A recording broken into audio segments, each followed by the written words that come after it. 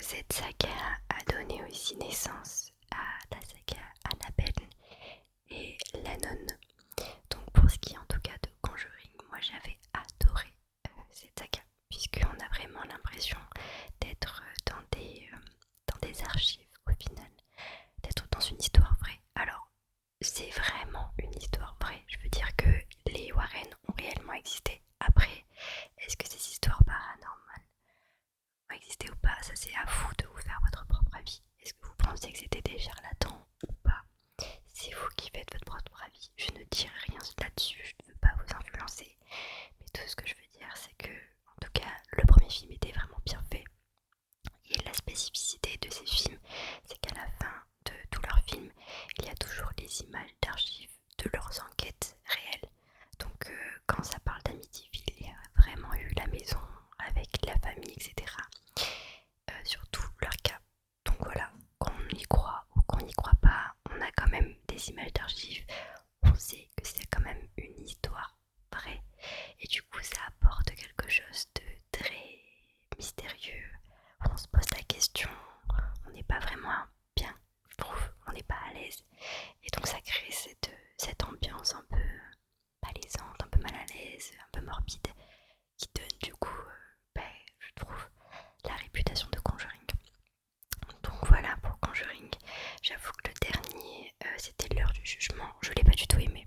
Je sais pas ce que vous en avez pensé, mais c'est vrai qu'en connaissant les autres, enfin les précédents, on rentrait réellement dans le film. On avait un bon début où on nous présentait la famille, on nous présentait les cas, ainsi que les créatures. On suivait la famille Warren et puis ensuite il y avait cette continuité du dénouement, de comment on allait gérer le truc, comment on allait tuer cette créature, enfin sauver cette famille. Et c'est vrai que dans ce dernier film, en tout cas, ça n'a pas été de la même façon, ça a été mal géré, je trouvais. Ce qui fait que la mise en situation était beaucoup trop longue, ce qui fait que la suite était beaucoup trop rapide, je trouvais, à mon goût, bien évidemment. Donc on avait vraiment ces descriptions de la maison, de la famille, de la créature. Et ensuite, ça a été, j'ai l'impression, bâclé, où la famille est venue rapidement, la vie de trouver une solution, et basta, c'est fini quoi. Alors que c'était quand même censé être la fin de la saga, le dernier opus de la saga, et au lieu de faire les choses bien, avec un bel hommage, quelque chose, nous annoncer la suite et tout, j'en sais rien, quelque chose de à la hauteur des Conjuring. On a vraiment eu quelque chose de bâclé, genre une fin bâclée. Au final, les personnages principaux ne sont plus vraiment les Warren, vous verrez. Mais de personnages, enfin, en tout cas, voilà, ça reste mon avis. Je suis quand même assez déçue, même si je trouve que les précédents sont quand même assez bien. Et faudrait vraiment les voir. Pour ce qui est de La Nonne, c'est la même chose. La Nonne 1, on nous avait teasé comme des fous sur cette ambiance très malsaine, vraiment très sombre, très catholique, pour qu'au final, le film en lui-même, on s'attendait à mieux, je pense. Vraiment, ça a été, je sais pas, une déception pour ma part.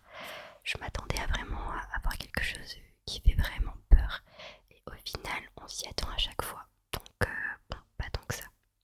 Pour ce qui est de Annabelle, c'est la même chose, ce sont des films en fait où dans Conjuring on vous prépare à les voir puisque ce sont des créatures et au final quand on y est vraiment, quand on a vraiment un film dédié à ces créatures là, c'est pas la même chose, le goût est un peu amer, on s'attend à ce que ça se passe et c'est fini. Peut-être que ces films là auraient dû rester que dans l'univers de Conjuring et pas, ils auraient pas dû avoir des films consacrés pour eux, je pense. Voilà pour ce qui est de Conjuring, la saga de Conjuring. On va passer à Insidious. Donc Conjuring, vous pouvez le retrouver sur Netflix si vous voulez. Donc Insidious, c'est sur Canal Plus et sur Prime. Josh, son épouse et leurs trois enfants vivent depuis peu dans leur nouvelle maison lorsque l'aîné tombe dans un coma inexpliqué. Étrangement, une section de phénomènes paranormaux débute après. Alors, je ne vous ai pas raconté la suite du synopsis parce que je le trouve beaucoup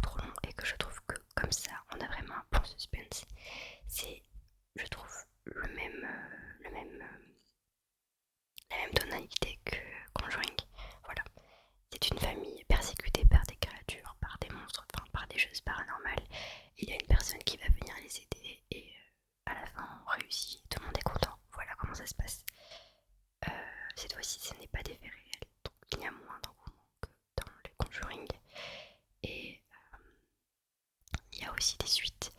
Donc on s'attache aux personnages qui vont sauver la famille. Et c'est ce qui donne envie de voir la suite. Cet univers totalement irréel au final de paranormal. Moi j'ai quand même préféré Conjuring à Insidious parce qu'Insidious c'est vraiment un univers. Enfin on plonge vraiment dans le côté paranormal via le coma.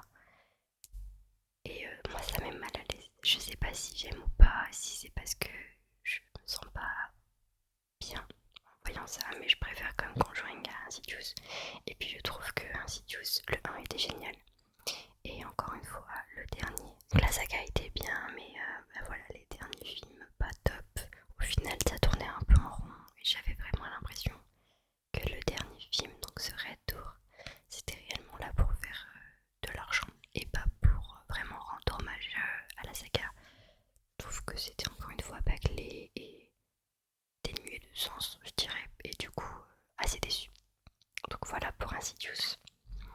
On va passer à un film. Alors pour moi, celui-là, je le mets en number one parce que c'est pas une histoire vraie, c'est pas une saga. Je crois qu'il y a eu que 2 ou 3 films. Je crois qu'il y en a eu que 2. C'est Sinister. Je sais pas si vous connaissez Sinister.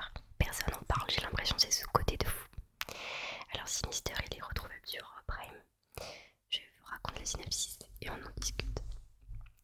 Ellison est un auteur de romans policiers de faits réels. Dans l'espoir d'écrire un nouveau livre à succès, il emménage avec sa famille dans une maison où les anciens propriétaires ont été inexplicablement pendus. Ellison y découvre des bobines 8 mm contenant les images de meurtres d'autres familles. Qui a filmé ces tueries et pour quelle raison? Alors j'ai beaucoup aimé cet univers-là de Sinister parce que j'ai vraiment l'impression qu'on plonge un peu dans un univers réel mais un peu mêlé au creepypasta.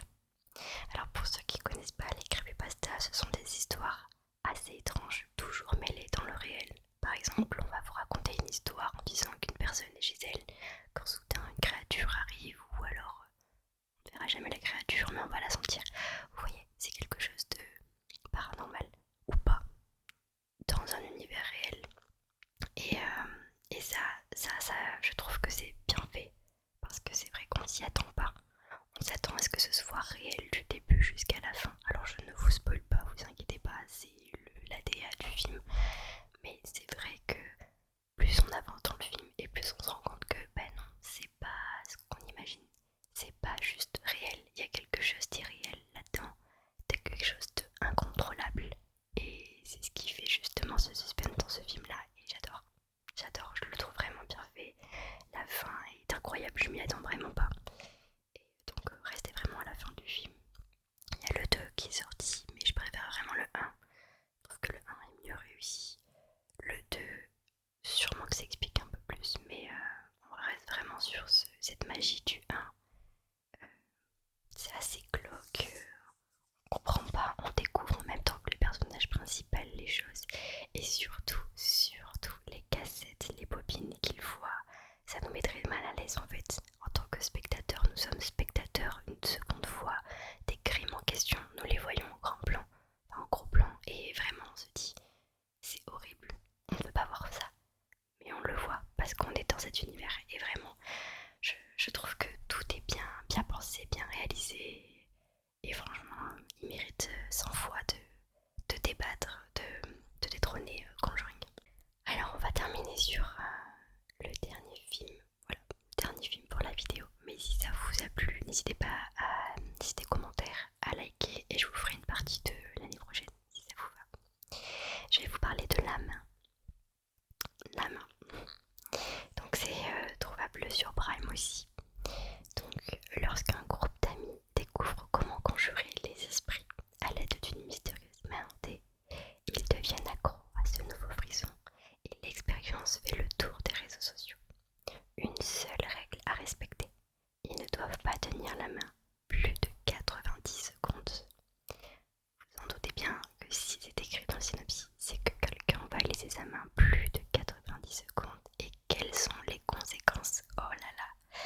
Alors au début j'étais un peu sceptique, je pensais vraiment que c'était un film de série B, que c'était pas Mais finalement, j'ai vraiment été prise dans le film, j'ai vraiment été attachée au personnage, attachée à l'histoire et ce qui se passe, parce que c'était injuste. Mais de l'autre côté, vous avez cherché avec les forces du mal, faut pas les chercher.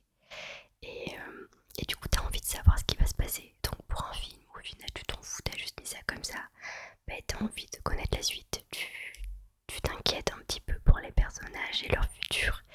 Et tu restes vraiment jusqu'à la fin. Et à la fin, bah, oui, ça paraît logique en fait. Je n'en dirai pas plus.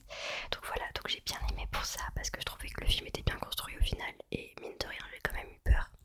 Parce que non seulement il y a ce jeu avec la main, on joue avec tout ce qui est paranormal, mais il y a aussi des petites choses qui vont se passer dans la vie réelle. Et donc là, tu te dis, attends, mais est-ce que c'est réel? Est-ce que c'est pas réel? Est-ce que c'est dans la tête du personnage? Est-ce que c'est paranormal? Enfin, on se pose beaucoup de questions, on est un peu perdu, on est un peu brouillé.